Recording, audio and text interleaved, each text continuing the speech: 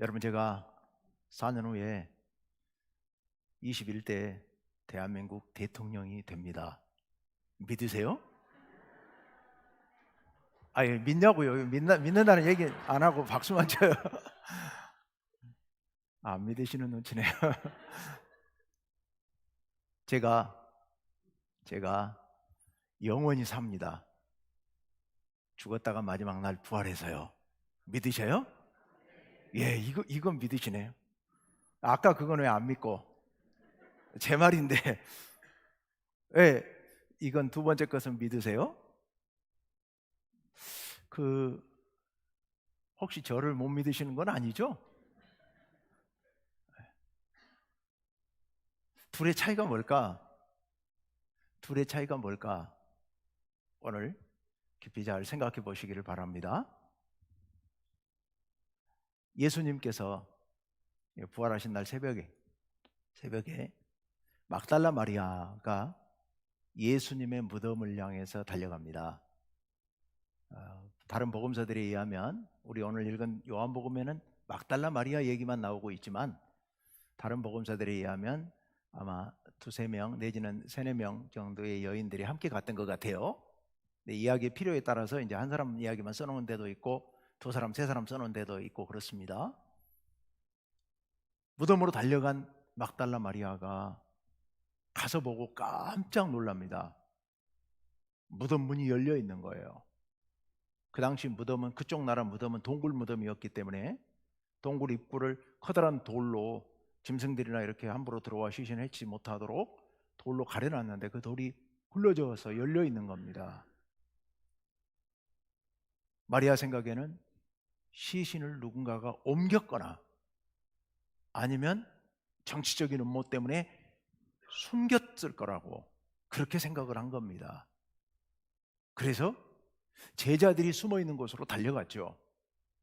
그리고 그들에게 가서 예수님의 동굴 무덤이 열려 있다고, 동굴 문이 열려 있다고, 무덤 문이 열려 있다고 이야기를 합니다. 그러자 제자들이 일어나서 무덤을 향해 달려가죠. 두 명이요. 한 사람은 베드로, 또 한 사람은 요한복음에만 특별하게 기록되어 있는 예수님께서 사랑하셨던 제자, 이렇게 두 명입니다. 근데 요한복음에만 등장하는 예수님께서 특별히 사랑하신 제자라고 표현하고 있기 때문에 학자들은 대부분 이 제자가 아마 요한복음을 기록한 요한일 것이다, 이렇게 생각을 하지만 확실치는 않습니다. 어쨌든 두 명의 제자가 무덤을 향해 달려갑니다. 근데 달리기를 이 요한이 더 잘했던 것 같아요. 제가 편의상 요한이라고 할게요. 요한이 달리기를 더 잘했던 것 같아요. 그래서 무덤 문에 베드로보다 한참 먼저 도착을 합니다.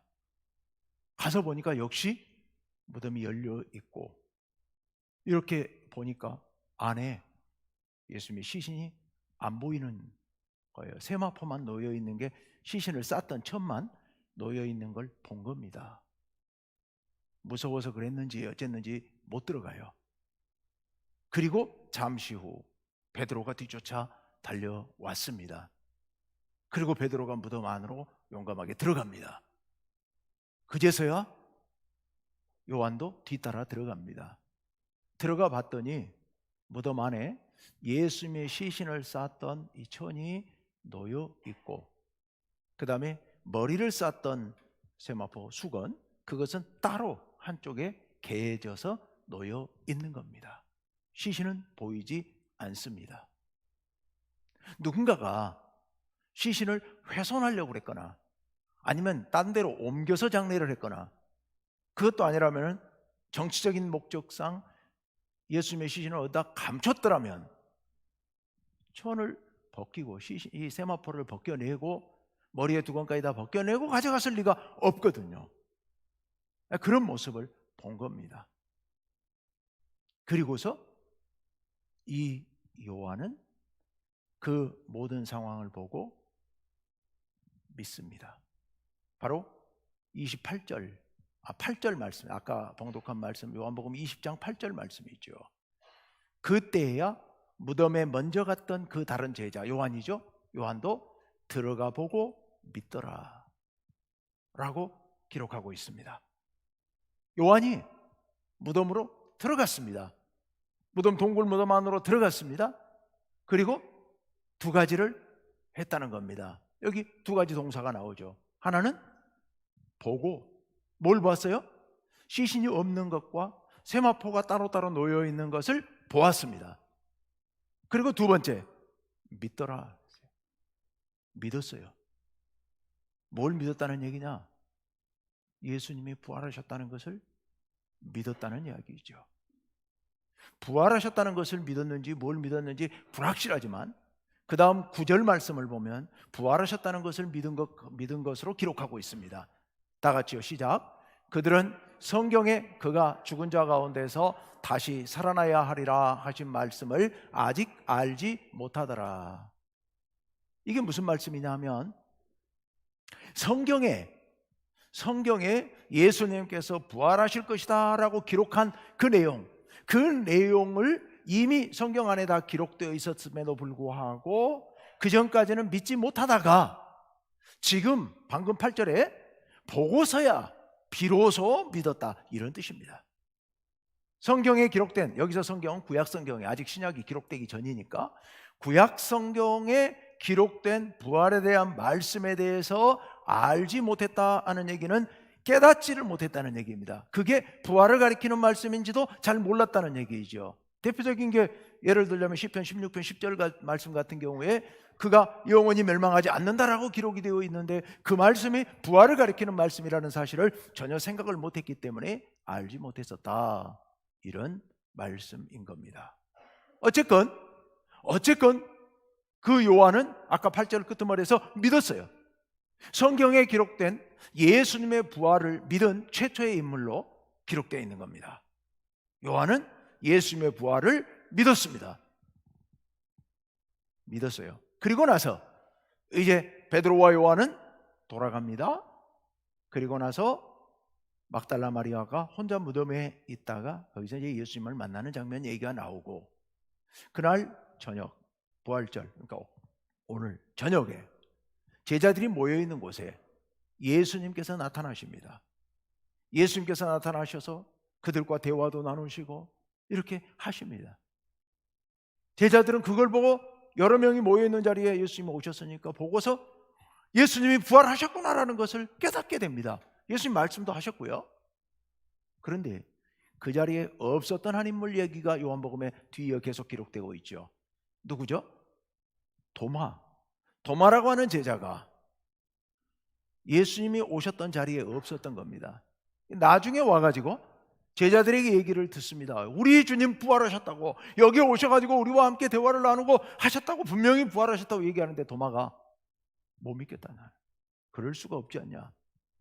내가 내 눈으로 보고 예수님의 손 보고 예수님의 옆구리에 창자국에 손을 넣어보지 않으면 내가 못 믿겠다 라고 얘기를 하죠. 그때가 부활하신 날로부터 8일째 되는 날이에요. 그 다음 주 월요일이 되겠죠. 예. 그런데 그렇게 말하고 있을 때 예수님께서 그 자리에 오시죠. 그 자리에 오셔서 도마에게 말씀하십니다. 네가 나를, 내 손을 보지 않고 내 옆구리에 손을 넣어보지 않으면 믿지 않겠다고 얘기를 했는데 봐라, 그리고 네 손 넣어봐라 라고 예수님께서 손을 보여주시고 옆구리를 내밀어 주시는 겁니다. 그러자 도마가 이렇게 고백하죠. 28절요. 도마가 대답하여 이르되, 다 같이요, 시작. 나의 주님이시오 나의 하나님이시니이다. 아멘.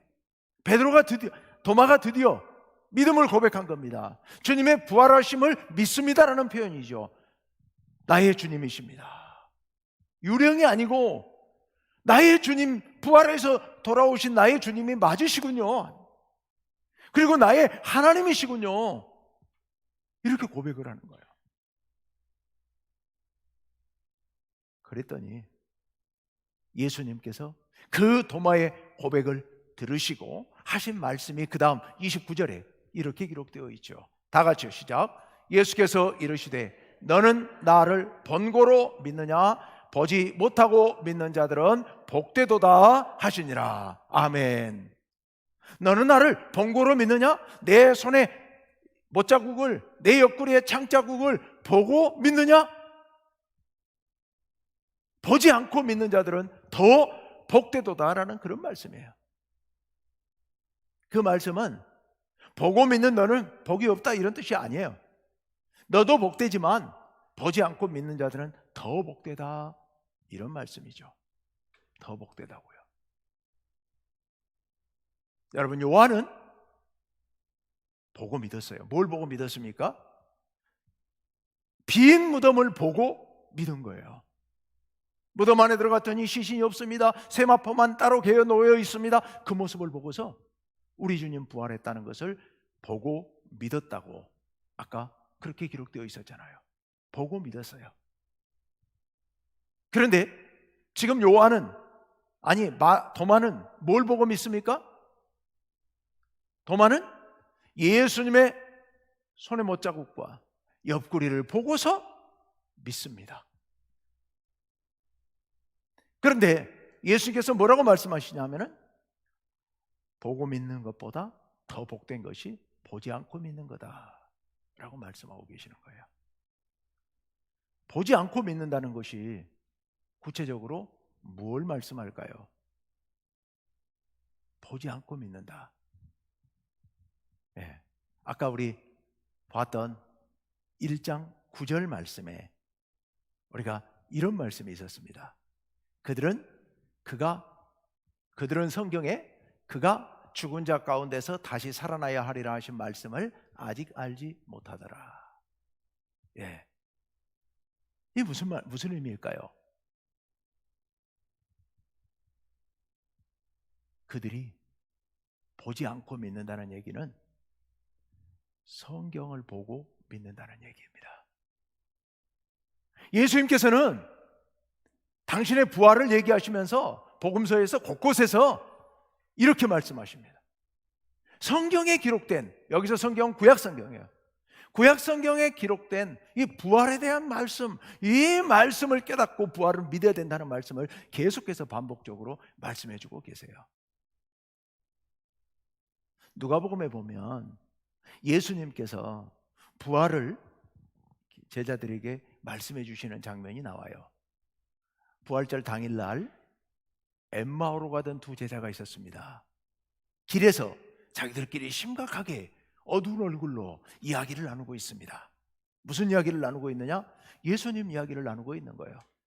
그런데 거기에 예수님께서 함께 길에 나타나셔서 같이 길을 걸어가십니다. 그런데 모습이 바뀌셔서 이 두 명의 제자가 예수님인 줄을 전혀 깨닫지 못합니다. 예수님께서 물으시죠. 너희 무슨 얘기하고 있느냐? 라고 얘기했더니 예루살렘에서 일어난 예수님 이야기를 하고 있다라는 얘기를 하면서 당신은 예루살렘 쪽에서 같이 오면서 못 들었냐? 이런 얘기를 모르느냐라고 얘기를 해요. 우리 예수님이 돌아가신 일, 그리고 오늘 아침에 여인들과 몇 사람이 가서 보니까 무덤이 비어서 시신이 없어져 버렸다. 그것을 슬퍼하면서 슬픈 표정을 지으면서 예수님 앞에 얘기를 하는 거예요. 당신 소문도 못 들었냐고. 그랬더니 예수님께서 누가복음에 제자들에게 이렇게 말씀하시면서 이렇게 설명을 해 주십니다. PPT를 한번 보여주세요. 네. 25절부터 27절 말씀인데요. 예수님께서, 지금 부활하신 예수님께서 아직 부활하신지를, 예수님인지를 못 깨닫는 그 두 명의 엠마오로 가던 제자에게 예수님께서 하신 말씀이에요. 이르시되 미련하고 선지자들이 말한 모든 것을 마음에 더디 믿는 자들이요, 이 믿음이 없는 자들아, 이런 말씀이에요. 그리스도가 이런 고난을 받고 자기의 영광에 들어가야 할 것이 아니냐. 여기 영광에 들어간다는 얘기는 부활하신다는 말씀이에요. 고난받고 부활하셔야 된다는 말씀을 너희가 모르느냐? 27절을 우리 다 같이 한번 읽어봅시다. 시작. 이에 모세와 모든 선지자의 글로 시작하여 모든 성경에 쓴 바 자기에 관한 것을 자세히 설명하시니라. 아멘. 여기 자기에 관한 것을, 자기에 관한 것, 이것은 바로 당신의 부활에 관한 것을 얘기하는 겁니다. 자, 그런데 27절 첫째 줄에 모세와, 여기 모세는 바로 모세 오경을 이야기하는 거예요. 신약성경에 모세와로 기록된 것은 다 신약성경의 모세오경, 창세기부터 신명기까지를 얘기하는 거예요. 그리고 모든 선지자의 글, 이것은 이사야부터 말라기까지 나와 있는 이 예언서를 얘기하는 겁니다. 그런데 이렇게 모세와 선지자 이렇게 얘기하면 구약성경 전체를 가리키는 말입니다. 구약성경 전체에 나와 있는 글들, 당신에 관한 말씀들을 가지고서 제자들에게 쭉 설명을 해 주십니다. 내용이 뭐냐? 부활하신다는 거예요. 아니 근데 이해가 잘 안 가지 않습니까? 사실 굉장히 이상한 일이에요. 뭘 설명해 주고 계신다고요? 예수님의 부활을 설명해 주고 계세요. 누가요? 부활하신 예수님이요. 제자들에게 무엇을 통해서 당신의 부활을 설명해 주고 계세요? 구약에 있는 말씀을 가지고 한참을 설명하시는 거예요. 한참 같이 길을 걸어갔거든요. 그럼 이렇게 어렵게 가야 할 이유가 있나요? 아까 도마에게 보여주신 것처럼, 물론 이제 도마에게 보여주신 것은 8일 후 얘기고, 오늘은 지금 현재 예고는 지금 부활절 당일날 얘기거든요. 또 다른 제자들인데, 그런데 어쨌건 도마에게 보여주셨던 것처럼 예수님께서 야 나다, 나 부활했다, 이렇게 나 부활했어 믿어 라고 그냥 이거 5초면 되겠죠? 5초나 걸릴까요? 3초면 되겠죠? 그런데 예수님께서 그걸 안 하시고 어떻게 하세요? 모세오경부터 시작해가지고 예언서에 나와 있는 예수님의 부활과 관련될 수 있는 모든 말씀을 다 풀어가지고 설명을 해주시고 계시는 거예요. 이렇게 구약성경에 메시아 그리스도가 부활한다고 얘기했지 않느냐. 그리스도는 십자가에 달리신 후에 부활하신단다. 이거를 예수님이, 부활하신 예수님이 설명해 주고 계시는 거예요. 무엇을 말씀하고 있을까요? 우리가 부활을 믿는 근거가 예수님의 빈 무덤을 보고 믿을 수도 있고, 부활하신 예수님의 나타나신 모습을 보고 믿을 수도 있습니다. 우리가 전통적으로 부활의 근거로 내세우는 것이 두 가지가 있어요. 부활의 근거로 내세우는 두 가지 근거. 첫째 근거가 빈 무덤 전승이에요. 무덤이 비어있는 것을 본 아까 요한처럼 그렇게 빈 무덤을 보고 믿는 거예요. 또 하나가 현현 전승이라고 그래요. 지금 도마나 다른 제자들이 본 것처럼 부활하신 예수님이 나타나셔서 직접 보여주신 거예요. 그거를 본 제자들. 그런데 예수님은 뭐라고 말씀하세요?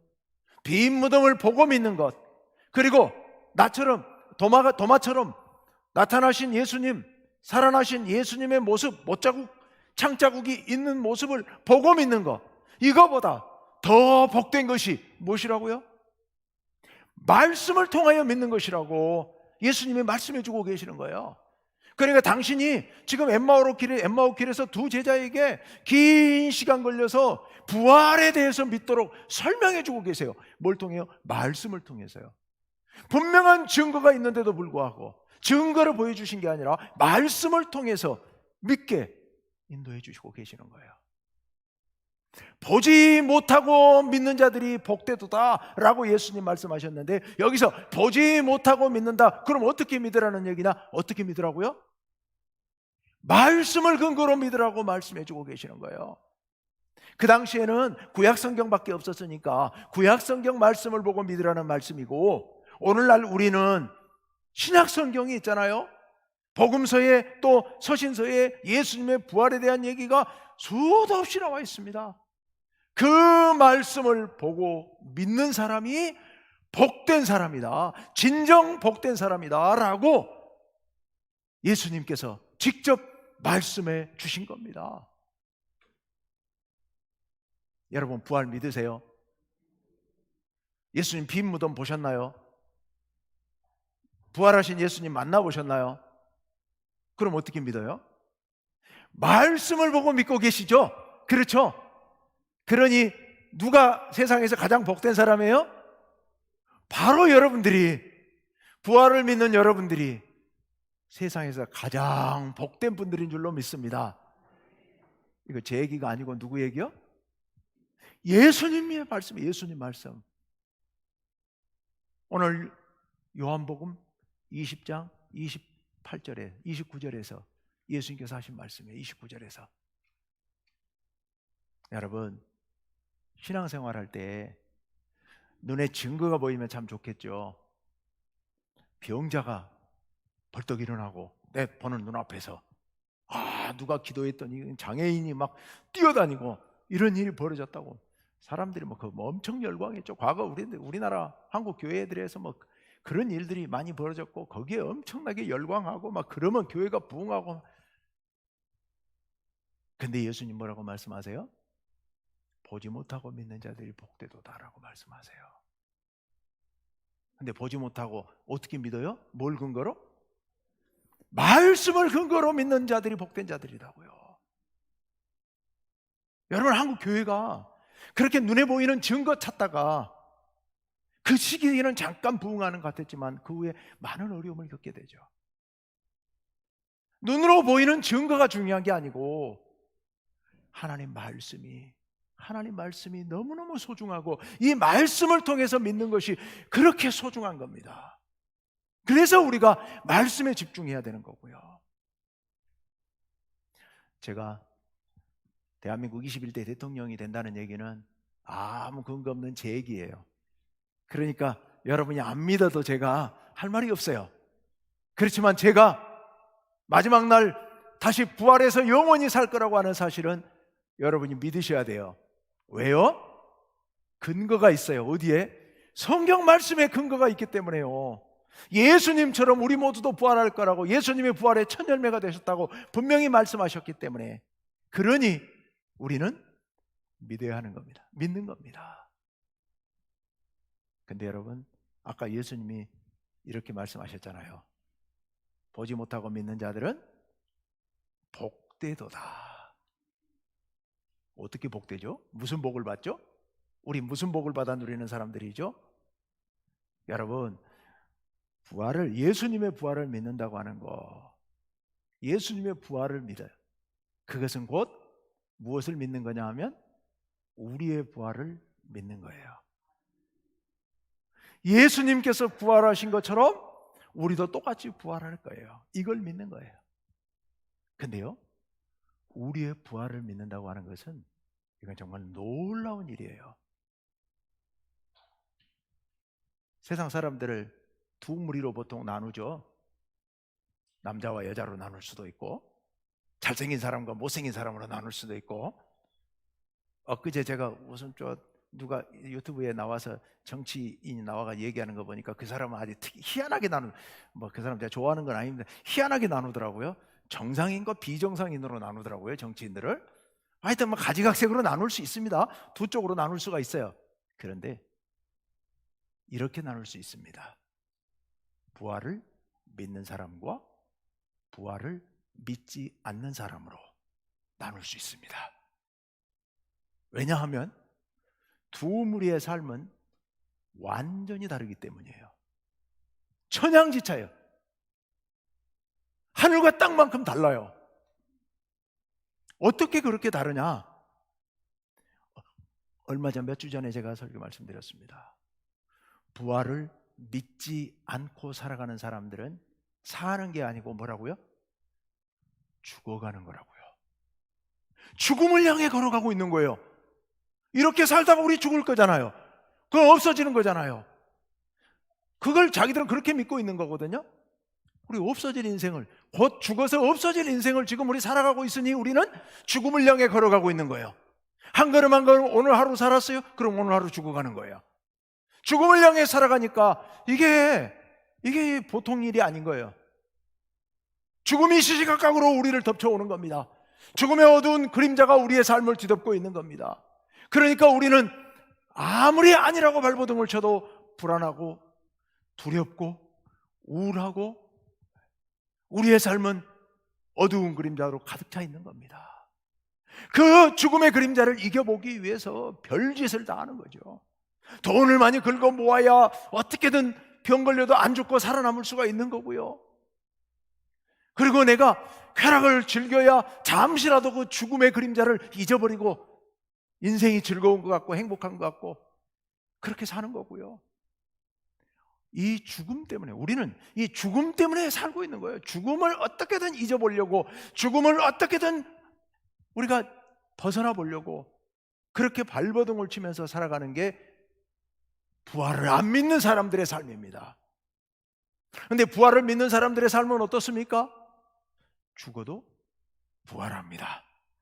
예수님처럼 부활해서 신령한 몸으로 부활해서 이제 지금 우리는 몸이 아프기도 하고 안 먹으면 배고프기도 하고 잠 안 자면 피곤하기도 하고, 그런데 부활하신 예수님의 몸처럼 우리가 만약 부활하게 되면 그때는 안 먹어도 살고 잠을 안 자도 건강하고 병 걸리지 아니하고 영원히 행복하게 예수님처럼 그렇게 행복하게 살아갈 수가 있게 되는 겁니다.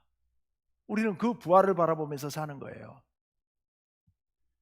오랜만에 우리 조순정 권사님께서 오늘 이 자리에 와서 함께 예배드려서 얼마나 좋은지 모르겠는데요. 연세가 많으셔서 이제 나오시기가 쉽지 않으셔서 오늘 이렇게 오셨는데요. 우리 권사님들, 연세 많으신 권사님들, 우리 세상 같으면 사실상 죽음이 가까이 다가오고 있는 거잖아요. 그러니까 상당히 불안할 일이거든요. 상당히가 아니라 굉장히 불안한 일이거든요. 인생이 없어져 버리는 거거든요. 그런데 여기 연세 드신 우리 어르신들 안 불안하시죠? 죽는 게 전혀 겁 안 나시죠? 물론 죽는 과정은 좀 힘들 수 있어요. 죽는 게 전혀 겁 안 나시죠? 왜냐하면 하나님 나라 갈 거잖아요. 부활해서 영원히 지금보다 훨씬 더 건강하고 행복하게 살 거잖아요. 여러분, 나이가 중요한 게 아니고 우리 다 그렇게 살지 않습니까? 우리 부활해서 영원히 살 거거든요. 영원히 행복하게 살 거거든요. 영광스럽게 살 거거든요. 우리 그걸 바라보고 사는 사람들입니다. 그러니까 우리에게는요, 죽음의 두려움이 없어요. 그래서 죽음을 향해 걸어가는 게 아니라 생명을 향해 나아가는 겁니다. 영원한 생명을 향해 나아가는 겁니다.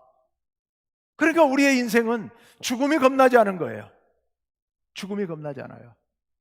그냥 우리야말로 사는 것처럼 사는 거예요. 가장 존귀하게 사는 거예요. 우리가 가장 행복하게 사는 겁니다. 부활을 바라보고 부활을 믿고 부활을 향해 나아가는 사람들은요, 세상에서 가장 행복한 사람들이에요. 왜냐하면 가장 큰 근심거리가 없기 때문에요. 우리의 모든 근심의 근원이 없기 때문에요. 그래서 우리는 행복한 거예요. 미처 모르셨죠, 그동안에. 예. 우린 제가 가끔 안타까울 때가 있어요. 그걸 못 깨달으시더라고요. 자기가 행복하게 살고 있는데도 불구하고 근데 그걸 잘 모르더라고요. 근데 제가 가만히 이제 목회를 하면서 교회에서 가만히 이렇게 어르신들을 살펴보면요, 엄청 달라요. 많이 달라요. 본인들이 심각하게 인식은 안 하시더라도 연세 많으신 어른들, 신앙생활을 오래 해오신 우리 어르신들을 보면요, 사실 정말 행복한 것 같아요. 걱정거리 없이 진짜 행복하시더라고요. 이걸 정확하게 인식을 하고 살아가면 더 행복합니다. 여러분은 세상에서 가장 복된 사람들입니다. 천국 가니까 복된 게 아니고요, 물론 그래서 복되죠. 그게 정말 최고의 복이지만 그래서 복된 게 아니고요, 제가 말씀드리려는 것은 오늘 이 세상의 삶이 복되다는 얘기예요. 왜냐하면 우리 인생을 가장 불행하게 만드는 이 죽음의 그림자가 우리 앞에서 안개처럼 사라져버리기 때문에요. 부활을 믿는 사람들 앞에서는 이 죽음의 그림자가 완전히 사라져버리기 때문에 우리의 인생은 밝고 해처럼 밝고 빛나며 영광스럽고 행복하고 정말 구름처럼 가벼운 그런 인생길을 우리는 걸어가고 있는 겁니다. 여러분, 이거 깨달아야 돼요. 깨닫고 행복하게 살아야죠. 그리고 안 믿는 사람들에게도, 이걸 모르고 살아가는 사람들에게도 이 세상에서 그냥 즐겁게 살다가 죽기 1년 전에 예수 믿고 천국 가면 되지, 혹시 그런 사람들이 있으면 그 1년 전까지 그 어두운 인생을 왜 살려고 그러냐고, 빨리 믿고 빨리 우리처럼 행복하게 살자고 우리 그렇게 전도해야 되지 않겠습니까? 여러분, 증거가 아니라 우리 말씀으로 우리 부활을 믿는 사람들 됩시다. 그래서 영원한 하나님 나라의 행복을 바라보면서 이 땅에서도 오늘 하루도 정말 행복하게 그렇게 살아가시는 우리 모든 성도님들 되시기를 간절히 바랍니다. 기도합시다.